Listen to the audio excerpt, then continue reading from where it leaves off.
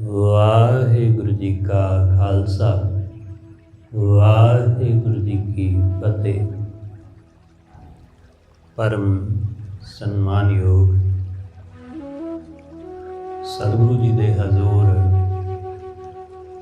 जुड़ बैठे रब रूप गुरमुख सत्संगी जन, सतगुरु जी की बख्शिश महरामत का सदका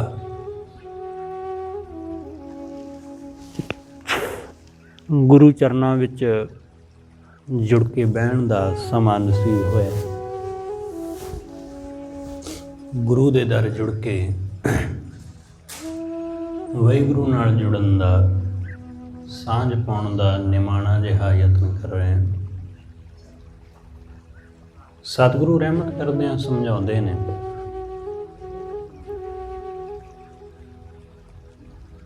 कि अज्ञानता दी वजह करके मनुख अखां होण दे बावजूद भी अन्ना है, ज्ञान ना होने करके।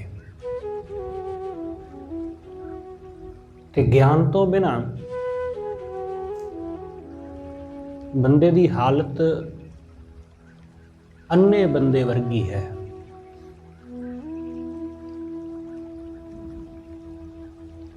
क्योंकि वो सच नूं नहीं जानदा, असलीयत नूं नहीं जानदा। साडे कोल अखां ने, मेरे कोल, तुहाडे कोल, इन्हां अखां राहीं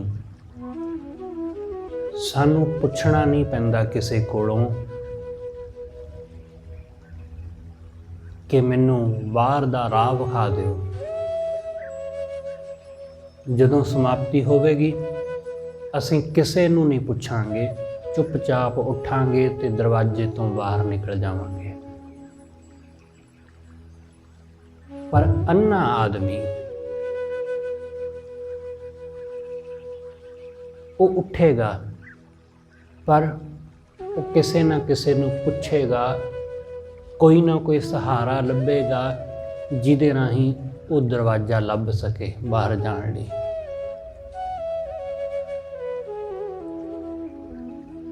उसनू टटोलना पवेगा, उसनू इधर उधर हथ मारने पैणगे बाहर जाण लई।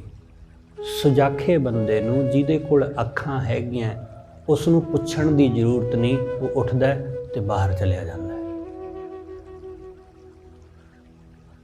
ज्ञानी अते अज्ञानी विच यही अंतर है।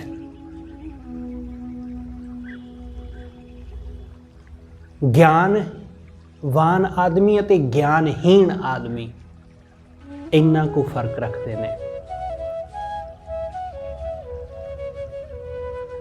ज्ञानी आदमी बिल्कुल सुजाखे आदमी जैसा है कि वो माया दे विचों बिल्कुल इसे तरह निकल जाता है कि दरवाजे तो बाहर, क्योंकि उसनू राह दिस पिया। ते अज्ञानी बंदा वो उलझिया रहिंदा है, इधर उधर टक्करां मारदा रहिंदा है, उसनू राह ही नहीं दिसदा, वो खज्जल होया रहिंदा है। रस्ता बिल्कुल उहदे सामने है, दरवाजा बिल्कुल उहदे सामने, पर उसनू दरवाजा नजर नहीं आउंदा। सतगुरु कहंदे ये दुनिया अन्नी है। गुरु नानक साहब महाराज दा अज दा वचन, सतगुरु कहंदे अंधी दुनिया, ये दुनिया अंधी है। अंधी इस अर्थ विच नहीं है कि लोकां कोल अखां नहीं है, अखां सब कोल ने, पर दुनिया कोल ज्ञान नहीं है। सतगुरु कहंदे कि प्रजा अंधी है, ज्ञान विहोणी, ज्ञान विहोणी है, ज्ञान तो बिना अन्नी हुई गई है। गुरु साहब ने अन्ना आदमी उस नूं नहीं गिणिया जिहदे कोल अखां नहीं हैगियां। सतगुरु उन्होंने अन्ना नहीं कहते। ਸਤਿਗੁਰੂ ਉਹਨੂੰ ਅੰਨਾ ਕਹਿੰਦੇ ਨੇ ਜਿਹਦੇ ਕੋਲ ਅੱਖਾਂ ਤੇ ਹੈਗੀਆਂ ਪਰ ਅੱਖਾਂ ਹੋਣ ਦੇ ਬਾਵਜੂਦ ਵੀ ਠੋਕਰਾਂ ਖਾਂਦਾ ਫਿਰਦਾ ਹੈ। ਸਤਿਗੁਰੂ ਕਹਿੰਦੇ ਅੰਧੇ ਉਹ ਨਾ ਆਖੀਆਂ, ਅੰਧੇ ਇਹ ਨਾ ਆਖੀਆਂ ਜਿਨ ਮੁਖ ਲੋਇਣ ਨਾ ਹੈ। ਸਤਿਗੁਰੂ ਕਹਿੰਦੇ ਅੰਨੇ ਉਹਨਾਂ ਨੂੰ ਨਹੀਂ ਕਹਿੰਦੇ ਜਿਨ੍ਹਾਂ ਦੇ ਚਿਹਰੇ ਤੇ ਅੱਖਾਂ ਨਹੀਂ ਹੈ, ਜਿਨ੍ਹਾਂ ਨੂੰ ਦਿਖਾਈ ਨਹੀਂ ਦਿੰਦਾ। ਅੰਧੇ ਸੇਈ ਨਾਨਕਾ ਖਸਮੋਂ ਕੁੱਥੇ ਜਾਹੇ। ਸਤਿਗੁਰੂ ਕਹਿੰਦੇ ਅੰਨੇ ਉਹ ਨੇ ਜਿਹੜੇ ਖਸਮ ਤੋਂ ਕੁੱਥੇ ਹੋਏ ਨੇ, ਜਿਹੜੇ ਵਾਹਿਗੁਰੂ ਤੋਂ ਟੁੱਟੇ ਹੋਏ ਨੇ, ਕਿ ਜਿਨ੍ਹਾਂ ਨੂੰ ਦਿਸਦਾ ਤੇ ਹੈ ਪਰ ਫਿਰ ਵੀ ਟੋਏ ਵਿੱਚ ਡਿੱਗ ਪੈਂਦੇ ਨੇ, ਖੱਡ ਵਿੱਚ ਡਿੱਗ ਪੈਂਦੇ ਨੇ, ਫਿਰ ਵੀ ਠੋਕਰਾਂ ਖਾਂਦੇ ਨੇ। ਸਤਿਗੁਰੂ ਦੀ ਬਾਣੀ ਦਾ ਬਚਨ ਹੈ। ਸਤਿਗੁਰੂ ਕਹਿੰਦੇ ਕਿ ਹਾਥ ਦੀਪ ਕੂਏ ਪਰ, ਕਿ ਬੰਦੇ ਦੀ ਹਾਲਤ ਦੇਖ ਲਓ ਕੈਸੀ ਹੈ, ਕਿ ਹੱਥ ਦੇ ਉੱਤੇ ਇਹਨੇ ਦੀਵਾ ਰੱਖਿਆ,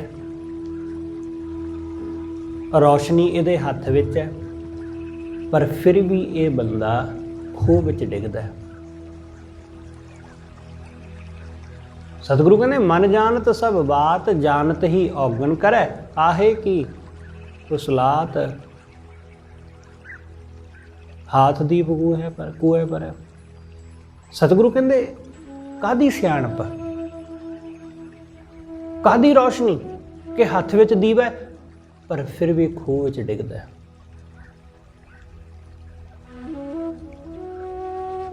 ਬੰਦੇ ਦੇ ਖੂਹ ਵਿੱਚ ਡਿੱਗਣ ਦਾ ਕਾਰਨ ਸਤਿਗੁਰੂ ਕਹਿੰਦੇ ਇਹ ਹੈ ਕਿ ਉਸਨੇ ਹੱਥ ਵਿੱਚ ਦੀਵਾ ਜਿਹੜਾ ਪਕੜਿਆ ਨਾ, ਟਾਰਚ ਪਕੜੀ ਹੈ, ਰੌਸ਼ਨੀ ਕੀਤੀ ਹੋਈ ਹੈ, ਉਹ ਅਸਲ ਵਿੱਚ ਉਹਨੇ ਆਪਣੇ ਲਈ ਨਹੀਂ ਕੀਤੀ, ਉਹਨੇ ਦੂਸਰਿਆਂ ਲਈ ਕੀਤੀ ਹੋਈ ਕਿ ਦੂਸਰੇ ਰਾਹ ਦੇਖ ਲੈਣ। ਉਹਨੇ ਚਾਨਣ ਤਾਂ ਕੀਤਾ ਪਰ ਚਾਨਣ ਦੂਸਰਿਆਂ ਨੂੰ ਦਿਖਾਉਣ ਲਈ ਕੀਤਾ ਹੋਇਆ। ਧਰਮ ਦਾ ਚੋਲਾ ਤਾਂ ਪਹਿਨਿਆ ਪਰ ਧਰਮ ਦਾ ਚੋਲਾ ਦੂਸਰਿਆਂ ਨੂੰ ਦਿਖਾਉਣ ਲਈ ਪਹਿਨਿਆ ਹੋਇਆ ਕਿ ਮੈਂ ਧਰਮੀ ਹਾਂ, ਪਰ ਧਰਮ ਹੈ ਨਹੀਂ ਜੀਵਨ ਵਿੱਚ। ਰੌਸ਼ਨੀ ਤੇ ਕੀਤੀ ਹੈ ਆਲੇ ਦੁਆਲੇ ਦੀਵੇ ਬਾਲ ਕੇ, ਲਾਈਟਾਂ ਬਾਲ ਕੇ, ਪਰ ਜੀਵਨ ਵਿੱਚ ਹਨੇਰਾ ਹੀ ਹਨੇਰਾ ਹੈ। ਜੀਵਨ ਵਿੱਚ ਚਾਨਣ ਕੋਈ ਹੈ ਹੀ ਨਹੀਂ, ਜੀਵਨ ਵਿੱਚ ਅਗਿਆਨਤਾ ਹੀ ਹੈ। ਇਸ ਕਰਕੇ ਸਤਿਗੁਰੂ ਕਹਿੰਦੇ ਕਿ ਉਹਦੇ ਹੱਥ ਵਿੱਚ ਪਕੜੀ ਰੌਸ਼ਨੀ ਦੂਸਰਿਆਂ ਨੂੰ ਰਾਹ ਦਿਖਾਉਣ ਲਈ ਹੈ ਕਿ ਦੂਸਰੇ ਰਾਹ ਦੇਖ ਲੈਣ। ਲੋਕ ਧਰਮ ਦੀਆਂ ਗੱਲਾਂ ਦੂਸਰਿਆਂ ਨੂੰ ਸੁਣਾਉਣ ਲਈ ਕਰਦੇ ਨੇ, ਲੋਕ ਗਿਆਨ ਦੀਆਂ ਗੱਲਾਂ ਦੂਸਰਿਆਂ ਨੂੰ ਦਰਸਾਉਣ ਲਈ ਕਰਦੇ ਨੇ, ਉਸ ਗਿਆਨ ਦੇ ਮੁਤਾਬਕ ਆਪਣਾ ਜੀਵਨ ਨਹੀਂ ਸਵਾਰਦੇ। ਧਰਮ ਦੀਆਂ ਗੱਲਾਂ ਕਰਕੇ ਲੋਕ ਦੂਸਰਿਆਂ ਨੂੰ ਦੱਸਦੇ ਨੇ ਕਿ ਮੈਂ ਧਾਰਮਿਕ ਹਾਂ, ਪਰ ਉਹਨਾਂ ਗੱਲਾਂ ਰਾਹੀਂ ਆਪਣਾ ਜੀਵਨ ਬਿਲਕੁਲ ਵੀ ਸਵਾਰਦੇ ਨਹੀਂ, ਉਹਦੇ ਮੁਤਾਬਕ ਚੱਲਦੇ ਨਹੀਂ। ਲੋਕ ਕਹਿੰਦੇ ਤਾਂ ਹੈਗੇ ਨੇ ਕਿ ਸੱਚ ਬੋਲੋ, ਪਰ ਸੱਚ ਬੋਲਦੇ ਨਹੀਂ। ਲੋਕ ਕਹਿੰਦੇ ਨੇ ਕਿ ਓਨੈਸਟੀ ਇਜ਼ ਬੈਸਟ ਪਾਲਿਸੀ, ਪਰ ਇਸ ਪਾਲਿਸੀ ਨੂੰ ਫੋਲੋ ਨਹੀਂ ਕਰਦੇ।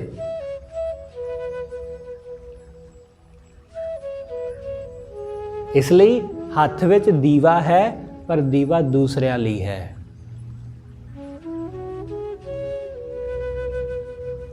ਲੋਕ ਕਹਿੰਦੇ ਨੇ ਕਿ ਚੰਗੇ ਕਰਮ ਕਰੋ, ਪਰ ਕਰਦੇ ਨਹੀਂ, ਸਿਰਫ ਕਹਿੰਦੇ ਨੇ। ਇਸ ਲਈ ਉਹ ਕਹਿਣਾ ਬਿਲਕੁਲ ਐਸਾ ਹੈ ਕਿ ਹੱਥ ਵਿੱਚ ਰੌਸ਼ਨੀ ਪਕੜੀ ਹੈ ਕਿ ਦੂਸਰੇ ਦੇਖ ਲੈਣ। ਇਸ ਲਈ ਜਦੋਂ ਕੋਈ ਬੰਦਾ ਬਹੁਤ ਸਿਆਣੀਆਂ ਗੱਲਾਂ ਕਰੇ ਨਾ, ਧਰਮ ਦੀਆਂ ਗੱਲਾਂ ਕਰੇ, ਤਾਂ ਇਸ ਭੁਲੇਖੇ ਵਿੱਚ ਨਾ ਪੈਣਾ ਕਿ ਉਹ ਬੰਦਾ ਉਹਨਾਂ ਗੱਲਾਂ ਨੂੰ ਫੋਲੋ ਵੀ ਕਰਦਾ ਹੋਵੇਗਾ, ਉਹਨਾਂ ਦੇ ਮੁਤਾਬਕ ਧਾਰਮਿਕ ਹੋਵੇਗਾ ਵੀ। ਇਸ ਲਈ ਗੱਲਾਂ ਵਿੱਚ ਕਦੇ ਵੀ ਨਹੀਂ ਆਈਦਾ, ਗੱਲਾਂ ਵਿੱਚ ਕਦੇ ਨਹੀਂ ਆਉਂਦੇ। ਪਰ ਅਸੀਂ ਲੋਕ ਬੜੇ ਨਾ ਸਮਝ ਕਿਸਮ ਦੇ ਲੋਕ ਆ, ਅਸੀਂ ਅਕਸਰ ਗੱਲਾਂ ਵਿੱਚ ਆ ਹੀ ਜਾਂਦੇ ਆ।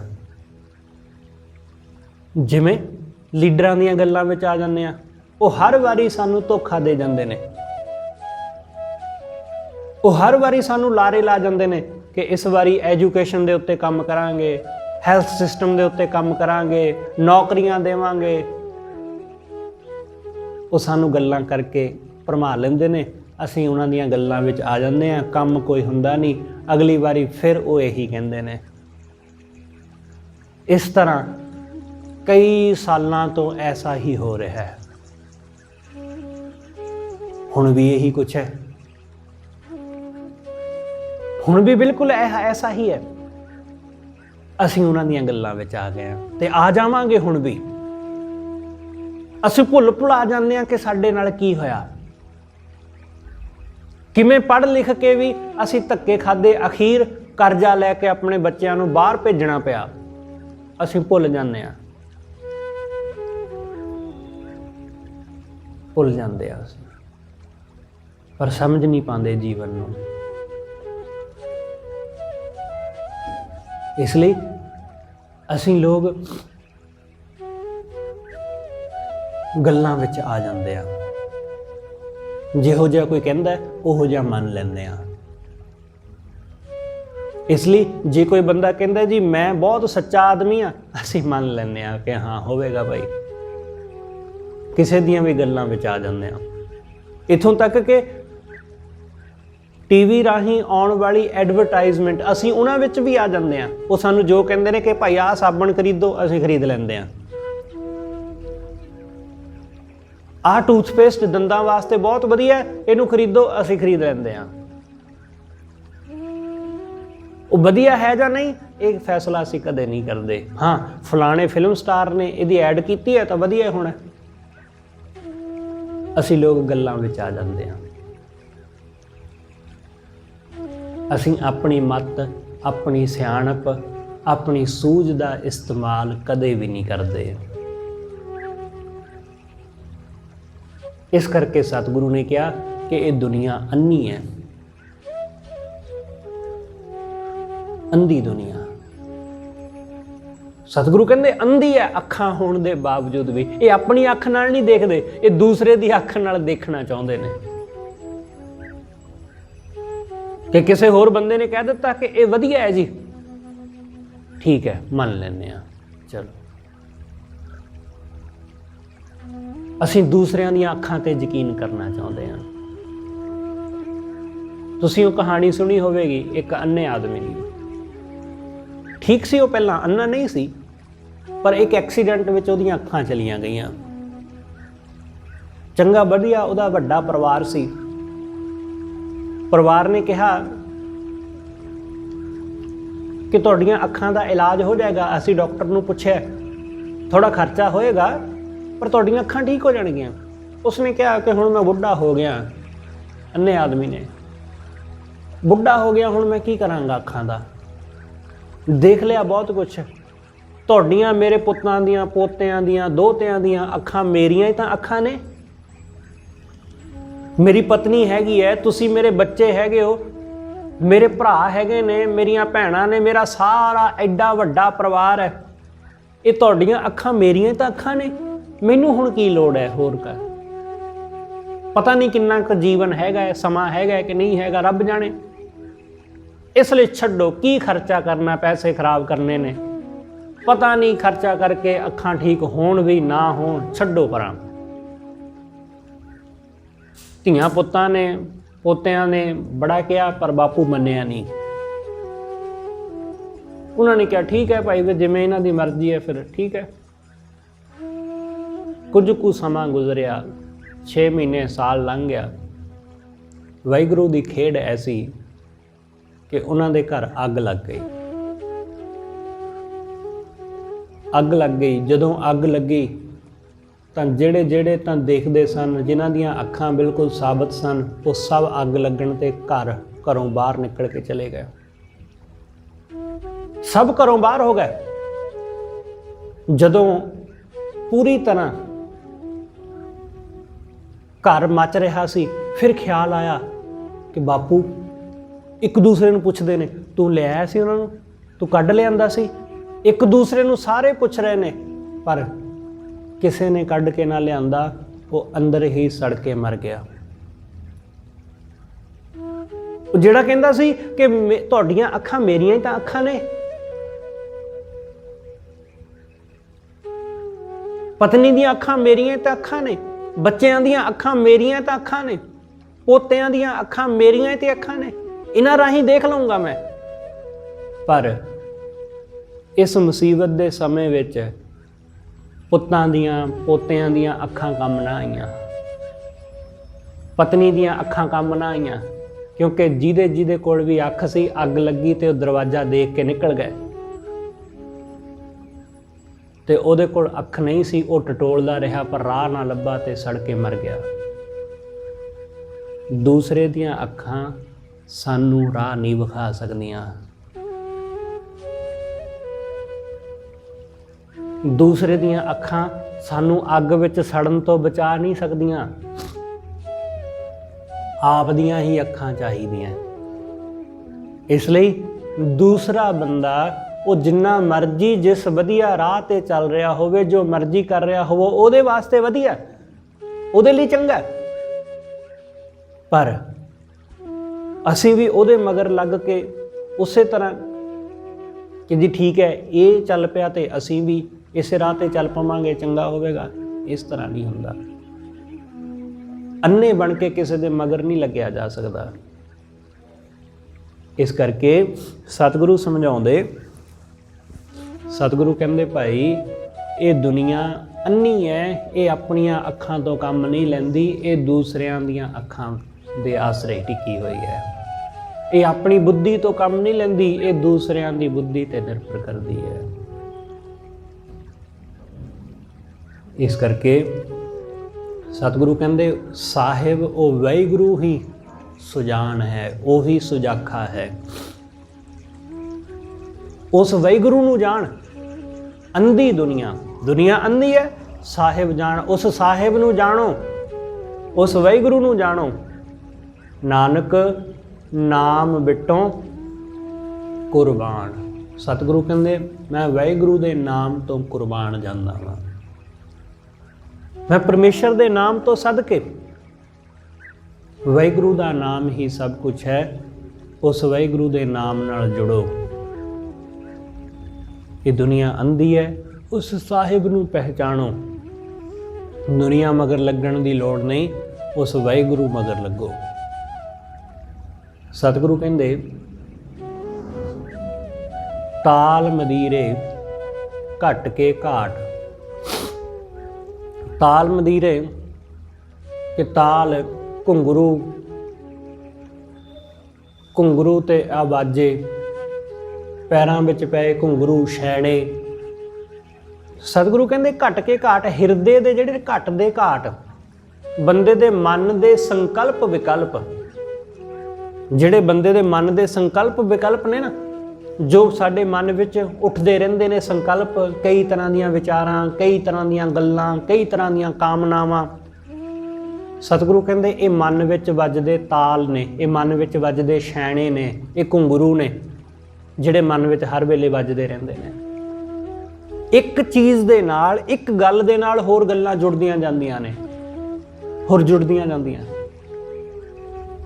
ਪਤਾ ਹੀ ਨਹੀਂ ਚੱਲਦਾ ਸਾਨੂੰ ਕਿ ਕਿਹੜੀ ਗੱਲ ਕਿੱਥੋਂ ਆ ਕੇ ਸਾਡੇ ਮਨ ਵਿੱਚ ਆ ਜੁੜਦੀ ਹੈ।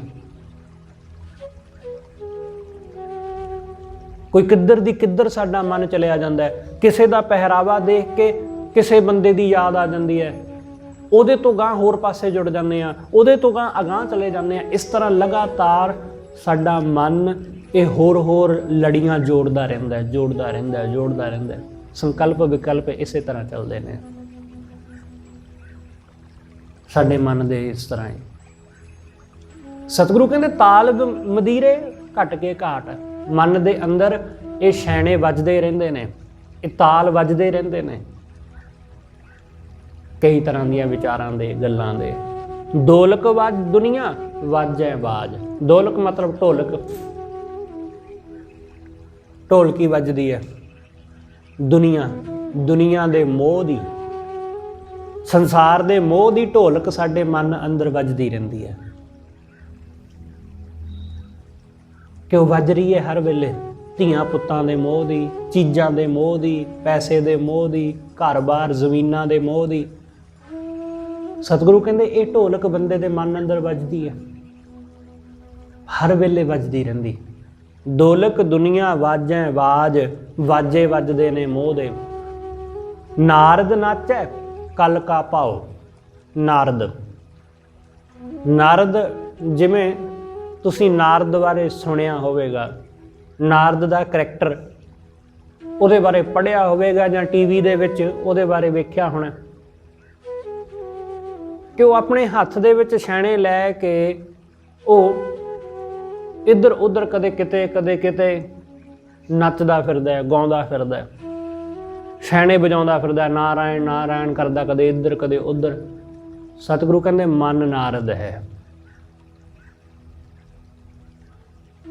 ਨਾਰਦ ਜਿਹੜਾ ਥਾਂ ਥਾਂ ਨੱਚਦਾ ਫਿਰਦਾ, ਕਦੇ ਕਿੱਧਰ ਕਦੇ ਕਿੱਧਰ। ਨਾਰਦ ਨਾਚੈ ਕਲ ਕਾ ਭਾਓ। ਕਲ ਕਾ ਇਸ ਸੰਸਾਰ ਦਾ, ਇਹਦੇ ਮਨ ਅੰਦਰ ਸੰਸਾਰ ਦਾ ਪਿਆਰ ਹੈ, ਇਸ ਕਲਯੁਗ ਦਾ। ਸਤਿਗੁਰੂ ਕਹਿੰਦੇ ਇਸ ਸੰਸਾਰ ਦਾ, ਇਸ ਮਨ ਅੰਦਰ ਬੜਾ ਪ੍ਰੇਮ ਹੈ ਤੇ ਇਸ ਪ੍ਰੇਮ ਦੇ ਵਿੱਚ ਇਹ ਮਨ ਨੱਚਦਾ ਫਿਰਦਾ, ਮਨ ਟੱਪਦਾ ਫਿਰਦਾ, ਇੱਧਰ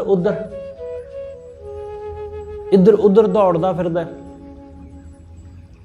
ਇਸ ਪ੍ਰੇਮ ਵਿੱਚ, ਕਿਉਂਕਿ ਪ੍ਰੇਮ ਵਿੱਚ ਹੀ ਬੰਦਾ ਨੱਚਦਾ। ਬਿਨਾਂ ਪ੍ਰੇਮ ਤੋਂ ਇਹ ਮਨ ਕਿਥੇ ਨੱਚਦਾ ਕੋਈ ਦਿਖਾਈ ਦਿੰਦਾ? ਬਿਲਕੁਲ ਨਹੀਂ। ਇਹ ਨੱਚਦਾ ਹੈ, ਟੱਪਦਾ ਹੈ ਇਹ ਮਨ, ਕਿਉਂਕਿ ਮਾਇਆ ਦਾ ਪ੍ਰੇਮ ਹੈ। ਮਾਇਆ ਦੀ ਕੋਈ ਵੀ ਚੀਜ਼ ਮਿਲੇ ਤਾਂ ਮਨ ਖਿੜ ਉੱਠਦਾ ਹੈ, ਮਨ ਨੱਚ ਪੈਂਦਾ ਹੈ। ਧੀ ਪੁੱਤ ਮਿਲੇ, ਪੈਸਾ ਮਿਲੇ, ਨੌਕਰੀ ਮਿਲੇ, ਪ੍ਰਮੋਸ਼ਨ ਮਿਲੇ, ਇੱਥੋਂ ਤੱਕ ਕਿ ਕਿਸੇ ਦੇਸ਼ ਦਾ ਵੀਜ਼ਾ ਮਿਲੇ, ਲੋਕ ਨੱਚ ਉੱਠਦੇ ਨੇ, ਲੋਕ ਨੱਚਣ ਲੱਗ ਪੈਂਦੇ ਨੇ। ਸਤਿਗੁਰੂ ਕਹਿੰਦੇ ਮਨ ਦੀ ਹਾਲਤ ਐਸੀ ਹੈ। ਨਾਰਦ ਨਾਚੈ ਕਲ ਕਾ ਭਾਓ। ਤੇ ਇਸ ਸੰਸਾਰ ਵਿੱਚ ਫਿਰ ਇਸ ਤਰ੍ਹਾਂ ਦੀ ਹਾਲਤ ਬੰਦੇ ਦੀ, ਸਤਿਗੁਰੂ ਕਹਿੰਦੇ ਜਤੀ ਸਤੀ ਕਹਾਂ ਰਾਖੈ ਪਾਹੋਂ। ਫਿਰ ਇੱਥੇ ਇਸ ਸੰਸਾਰ ਵਿੱਚ ਫਿਰ ਜਤੀ ਸਤੀ ਕਿੱਥੇ ਟਿਕਣ? ਜਿਹੜੇ ਆਚਰਣ ਵਾਲੇ ਬੰਦੇ, ਉੱਚੇ ਸੁੱਚੇ ਜੀਵਨ ਵਾਲੇ, ਉਹਨਾਂ ਦੇ ਤਾਂ ਪੈਰ ਰੱਖਣ ਲਈ ਵੀ ਇਸ ਸੰਸਾਰ ਵਿੱਚ ਥਾਂ ਨਹੀਂ ਹੈ। ਜਤੀ ਸਤੀ ਕਹਾਂ ਰਾਖੈ ਪਾਹੋਂ, ਕਿੱਥੇ ਪੈਰ ਰੱਖਣ? ਧਰਮੀ ਬੰਦਾ ਕਿੱਥੇ ਟਿਕੇ? ਧਰਮੀ ਬੰਦੇ ਨੂੰ ਸੰਸਾਰ ਵਿੱਚ ਟਿਕਣ ਲਈ ਕੋਈ ਥਾਂ ਨਹੀਂ ਹੈ, ਕਿਉਂਕਿ ਦੁਨੀਆ ਉਹਨੂੰ ਪ੍ਰਵਾਨ ਨਹੀਂ ਕਰਦੀ। ਦੁਨੀਆ ਚਾਹੁੰਦੀ ਹੈ ਕਿ ਜਿਹੋ ਜਿਹੇ ਅਸੀਂ ਆ ਉਹੋ ਜਿਹੇ ਹੀ ਹੋ ਜਾਵੋ। ਉਹ ਦੂਸਰਿਆਂ ਨੂੰ ਵੀ ਆਪਣੇ ਜੈਸਾ ਕਰ ਲੈਣਾ ਚਾਹੁੰਦੀ ਹੈ। ਇਸ ਲਈ ਇਸ ਦੁਨੀਆ ਦੇ ਵਿੱਚ ਇਮਾਨਦਾਰ ਆਦਮੀ, ਲੋਕ ਉਹਨੂੰ ਇਮਾਨਦਾਰ ਰਹਿਣ ਨਹੀਂ ਦਿੰਦੇ, ਸੱਚੇ ਨੂੰ ਸੱਚਾ ਰਹਿਣ ਨਹੀਂ ਦਿੰਦੇ, ਕਿਉਂਕਿ ਜਿਹੋ ਜਿਹੇ ਲੋਕ ਆਪ ਕਰਪਟ ਨੇ ਉਹ ਉਹੋ ਜਿਹਾ ਦੂਸਰੇ ਨੂੰ ਕਰ ਲੈਂਦੇ ਨੇ। ਜੇ ਕੋਈ ਪੁਲਿਸ ਵਾਲਾ ਨਹੀਂ ਰਿਸ਼ਵਤ ਲੈਂਦਾ ਨਾ ਤਾਂ ਲੋਕ ਧੱਕੇ ਨਾਲ ਦਿੰਦੇ ਨੇ ਕਿ ਭਾਈ ਲੈ ਲੈ, ਸਾਨੂੰ ਜਾਣ ਦੇ, ਸਾਡਾ ਕੰਮ ਹੋ ਜਾਣਾ।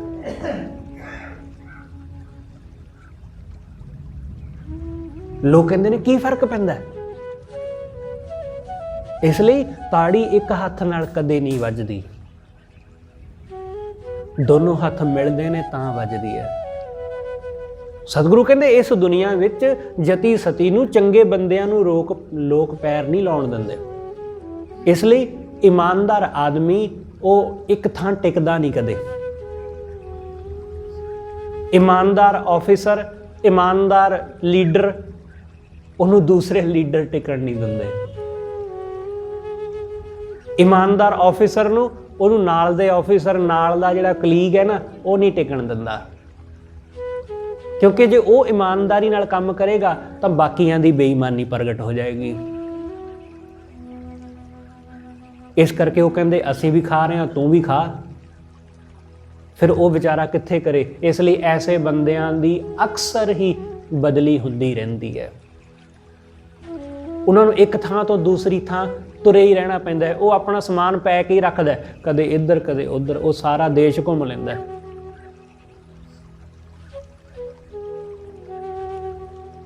ਐਸਾ ਹੁੰਦਾ। ਇਸ ਲਈ ਸਤਿਗੁਰੂ ਕਹਿੰਦੇ ਚੰਗੇ ਬੰਦੇ ਕਿੱਥੇ ਟਿਕਣ? ਉਹਨਾਂ ਦੇ ਟਿਕਣ ਦੀ ਕਿਤੇ ਥਾਂ ਹੀ ਨਹੀਂ। ਇਸ ਲਈ ਮਾਹੌਲ ਹੀ ਐਸਾ ਬਣ ਚੁੱਕਾ ਤੇ ਇਹਦੇ ਵਿੱਚ ਕਿਸੇ ਦਾ ਨਹੀਂ, ਇਹਦੇ ਵਿੱਚ ਸਾਡਾ ਸਭ ਦਾ ਦੋਸ਼ ਹੈ, ਸਾਡਾ ਸਭ ਦਾ। क्योंकि असीं अपना आला दुआला बना ही इस तरह का लिया है। फिर बाद में असीं रौला भी पाउंदे हां कि चंगे बंदे नहीं लभदे जी, क्योंकि चंगे लभण कित्थे, चंगियां नूं टिकण कित्थे दिंदे हां असीं, चंगियां नूं पैर कित्थे रखण दिंदे हां। क्योंकि जिहड़ा बंदा ईमानदारी नाल काम करदा है, जो ईमानदारी नाल काम करदा है, तो फिर हर चीज़ दे प्रति ईमानदार होवेगा। पर दुनिया की चाहुंदी, वो कहंदी एक चीज़ लई ईमानदार हो जावो पर दूसरी चीज़ लई नहीं, दूसरी नहीं। मेरे लिए जे कोई उत्ते हेठा करना पवे, मालक कहंदा, बॉस कहंदा तो कर लो, पर बाकियां लई ईमानदार रहो। लोग इस ढंग नाल चलदे ने, इंज नहीं हुंदा। ईमानदारी का मतलब ईमानदारी हर एक चीज़ प्रति, चाहे वह धर्म होवे ते चाहे वह संसार होवे, चाहे वो अपनी किरत होवे ते चाहे परमात्मा की कीर्ति होवे। ईमानदारी दोनों पासे इक्को जी। इसलिए सतगुरु कहते जति सती कह राखै पाओ, नानक नाम विटों कुर्बान। सतगुरु कहते मैं वाहिगुरु के नाम तो बलिहार जावां, कुर्बान जावां। अंधी दुनिया साहिब जान, ये अंधी दुनिया है, माया विच अन्नी होई, रूप रंग विच अन्नी होई, पैसे विच अन्नी होई, अज्ञानता विच अन्नी होई। सतगुरु कहते इस दुनिया नूं छड्ड, तू उस वाहिगुरू नूं जान, उस परमेश्वर नाल जान पछाण पा रहा। गुरु पासों फिर चेला खाए। सतगुरु कहते इस संसार की कहानी बड़ी अजीब है कि गुरु पासों चेला खा रहा। चाहिदा ते ये सी कि गुरु की सेवा चेला करदा, पर हो इत्थे उल्टा रहा कि चेला गुरु दे कोलों खा रहा है, गुरु की सेवा करने की बजाय गुरु कोलों लै रहा है, गुरु कोलों खा रहा है। लोग सतगुरु कहते हालत ऐसी ताम प्रीत वसै घर आए, कि बंदे दे अंदर ताम तमा लालच, कि तमा है बंदे दे अंदर, कि बंदा धर्म नाल भी तां जुड़िया कि उन्होंने कुछ चाहिदा है, वो पूजा पाठ भी तां करदा है क्योंकि उन्होंने कुछ चाहिदा है, उन्होंने लोड़ है किसी चीज़ की, जरूरत है। वो सवेरे शाम रब का नाम लैंदा है क्योंकि उसनूं कुछ चाहिदा है, उसकी कुछ ख्वाहिश है, उसकी कुछ कामना है, इसलिए वो सिमरन कर रहा है, इसलिए वो साधना कर रहा है कि मेरी कामना पूरी हो जाए। किसी नूं धी चाहिदी, किसी नूं पुत्त चाहिदा, किसी नूं नौकरी चाहिदी है, किसी नूं प्रमोशन चाहिदा है, किसी नूं कुछ ते किसी नूं कुछ ना कुछ चाहिदा है। इस करके सतगुरु कहंदे वो गुरु नाल जुड़िया होया कि गुरु दे देवे, अपनी तमा करके। सतगुरु कहंदे अपने लालच करके, लोभ करके। गुरु पासों फिर चेला खाए, ताम प्रीत वसै घर आए, जे 100 वरिया जीवन खान। सतगुरु कहंदे जे किसी बंदे दी उम्र 100 साल है तो वो 100 साल की करदा है, वो किसी ना किसी आसरे ते जिउंदा है। जे 100 वरिया जीवन खान, सतगुरु कहंदे खाण पीण उहदा खाण पीण विच ही जीवन गुजर जांदा है 100 वरे। साडे जीवन विच खाण पीण तो बिना होर कुछ है? कुछ भी नहीं। जम्मण ते तां खाण पीण, मरण ते तां खाण पीण। कोई खुशी का कुछ भी समागम है, कोई गल है, खाण पीण। खाण पीण तो बिना सानू होर सुझदा की है?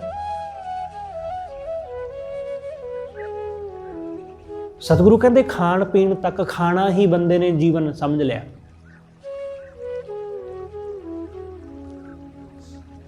बंदा उस दिन प्रवान हुंदा है जिस दिन वाहिगुरू नूं पछाणदा है। खसम पछाणै सो दिन प्रवान।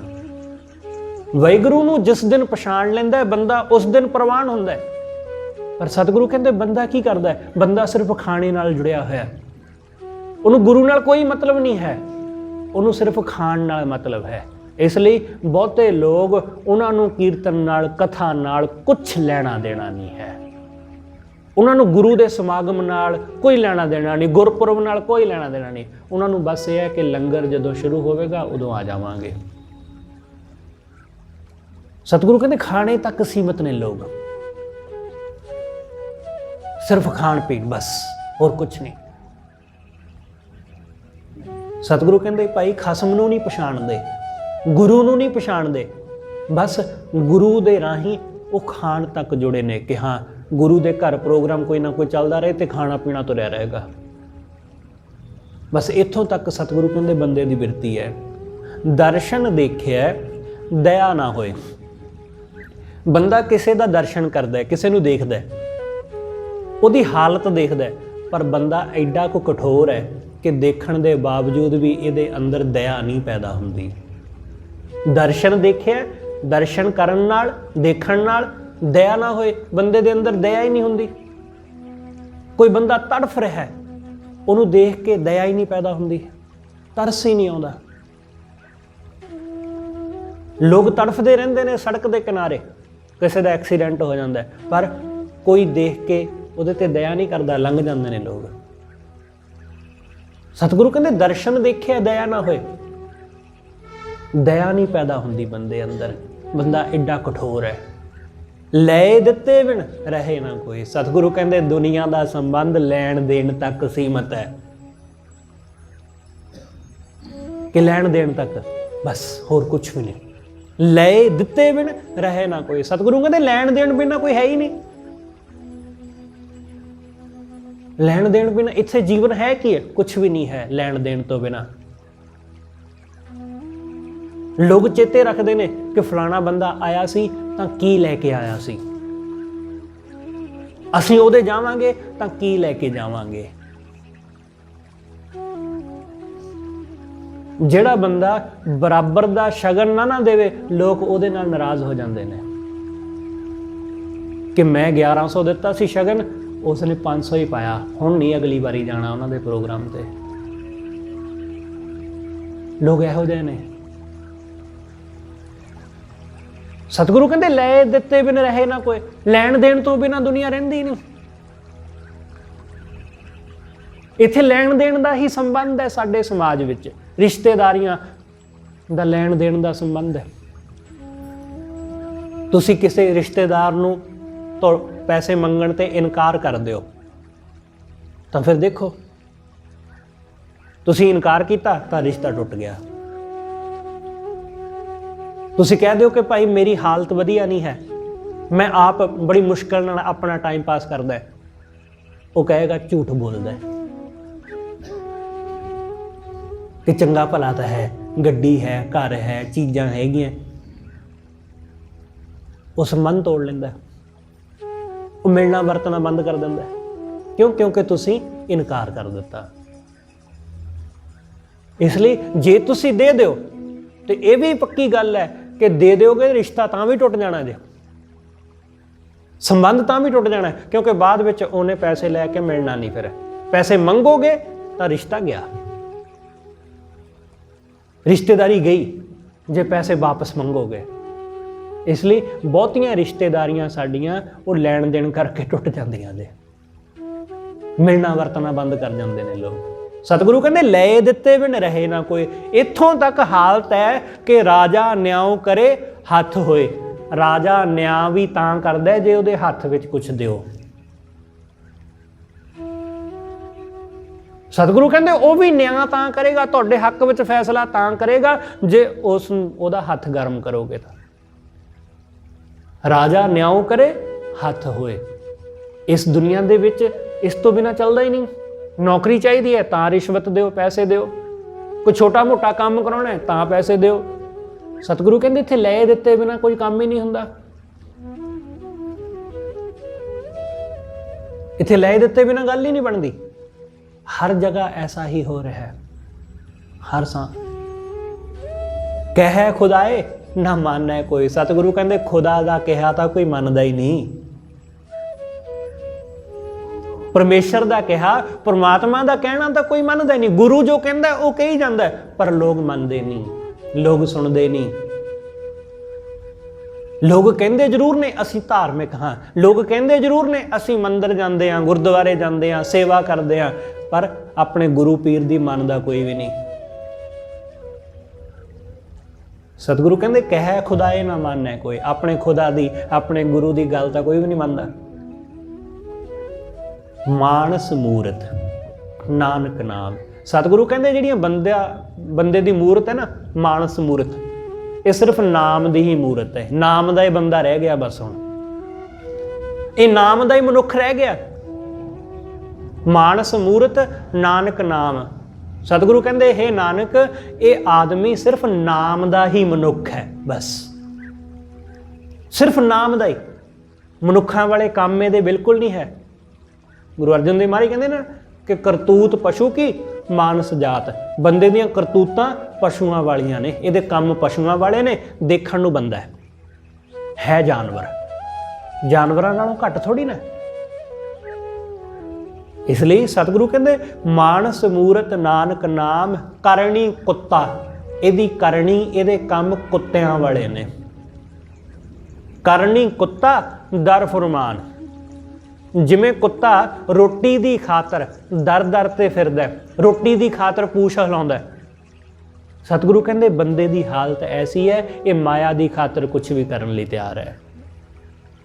करनी कुत्ता दर फुरमान, गुर प्रसाद जाने मेहमान। जदों कोई बंदा गुरु की कृपा नाल ये जान लैंदा कि मैं इस दुनिया दे विच मेहमान की तरह आया वां, क्योंकि असी सब मेहमान आ, 4 दिन के प्राहुणे आ, इस दुनिया 4 दिन रहना तो चले जाना। फिर जिन्हें ये गल जान ली, जिन्हें इस गल नूं समझ लिया कि मैं इस संसार अंदर एक मेहमान की तरह हाँ, प्राहुणे की तरह, तां किश दरगाह पाए मां पावै मान। तां सतगुरु कहते बंदे नूं रब की दरगाह विच मान मिलदा है, जदों वो अपने आप नूं एक गैसट जान लैंदा है, एक प्राहुणा जान लैंदा है कि मैं इत्थे हमेशा नहीं रहना, इसलिए बहुता खलारा खिलारन की लोड़ नहीं। जिनी चलन जानिया से क्यों करें बिथार।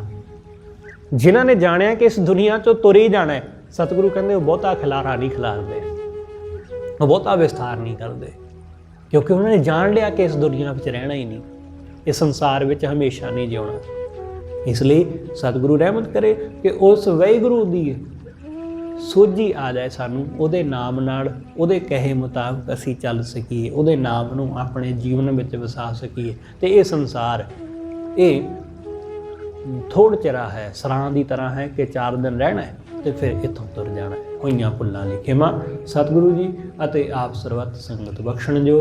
भुल्लां ना चितारदे होए आखो जी वाहिगुरू जी का खालसा वाहिगुरू जी की फतेह।